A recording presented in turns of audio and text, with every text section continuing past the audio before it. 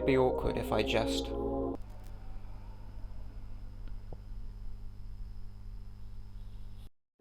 Now, other than the uncomfortably long silence, and my less than stellar visage, just what was so awkward about that cut?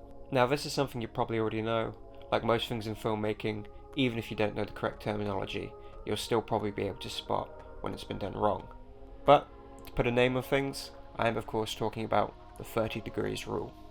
So we're actually going to be talking about something more related to editing than cinematography, so no incoherent rambling about cameras, lights and lenses today. But worry not, as this is something all cinematographers and directors should know, especially when composing their shots or blocking your scenes. If you do it right, your editor is going to love you. Editors, we love you. We love you, editors.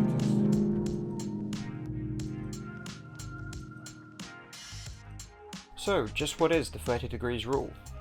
Why do we use it? And lastly, how do we implement it?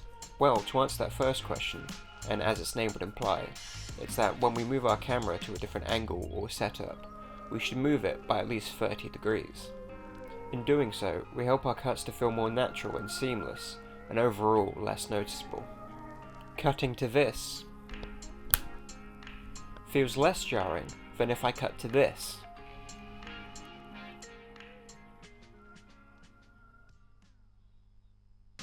Now, I'm not fully sure as to why this is. I've got to reiterate, I'm not a scientist.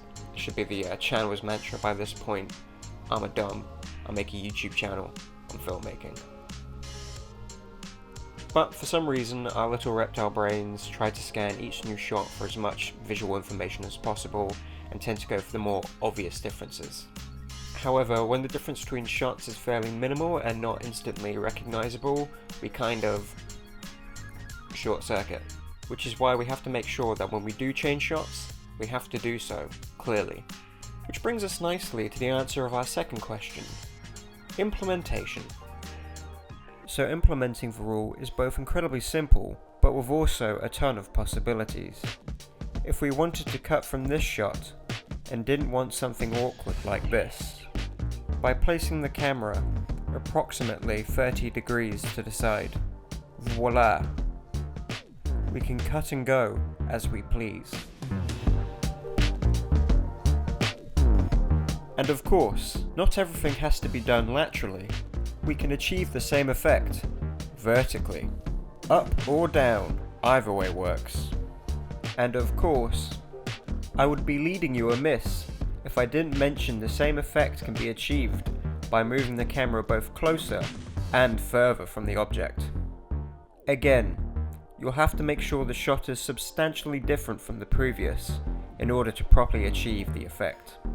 And unlike vertically and laterally, which require us to physically move the camera, we can achieve this by changing our focal length instead of physically moving the camera. Although make sure to consider the tone, story and visual language of your scene before deciding to make any choices regarding focal length. Or you can do what I do and zoom in and out in post, if you've ever wondered why I keep zooming in and out. It's either to help smooth over a cut like this. Editors, we love you. So, just what is the 30 degrees rule?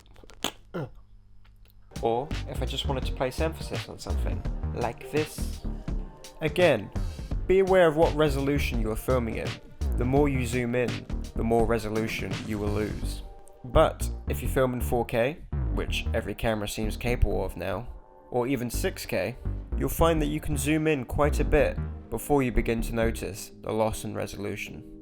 And of course, if you really want to get wacky with it, if you really want to be a regular little Soderbergh, you can combine them to go from this to this.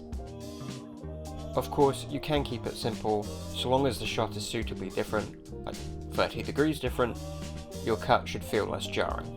I mean, it still might be, like, there's hundreds of things to consider when cutting, like movement, the 180 rule, eye lines, continuity, audio, cutting on movement, but the 30-degree rule won't be one of them. And now that we've mastered it, we can use it.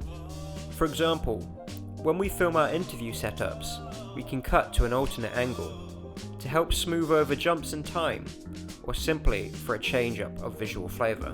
Or, let's say we're doing a particularly standard back and forth dialogue scene, but wanted to emphasise a particular line or communicate a change in tone. Well, with the 30-degree rule, we can simply boom.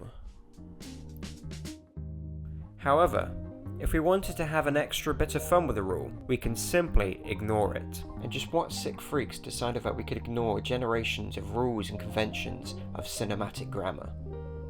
The French. Also, I kid, I love you, France. Please don't kill me. Back in the 1950s, the boys and gals at the Cahiers du Cinéma decided they wanted to turn their own hands to directing, and essentially tore up the rulebook whilst doing so. Via the repeated violation of the 30 degrees rule, they essentially invented the jump cut. The Godard film Breathless is an especially notable early practitioner of this technique.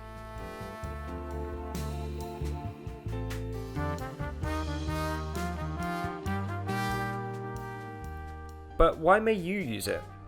I don't know. Maybe you want to convey the passage of time. Maybe you want a playful tone. Or maybe simply put, you're an early 2010s YouTuber. What's happening for 'em? I should also mention I've seen a couple of high-profile film directors ignore the rule, and not in a jump cut kind of way either, in more of a way that creates franticness and shock. This one moment from Jurassic Park has always stuck with me as a particularly egregious example. I don't think many people notice because it's a cut-on movement, but once you see it, you'll never unsee it. Get off the stick! Bloody move! Look out! Down! Get off the stick! Bloody move! Look out! Down! Get off the stick! Bloody move! Look out! Down! Boy, I really hope somebody got fired for that blunder. You'll never unsee. But that's cool too.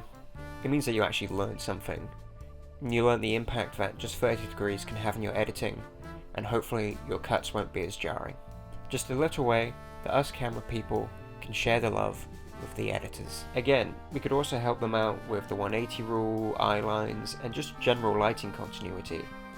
But that's hard, and best left for another video. So thanks again for watching, until the next time.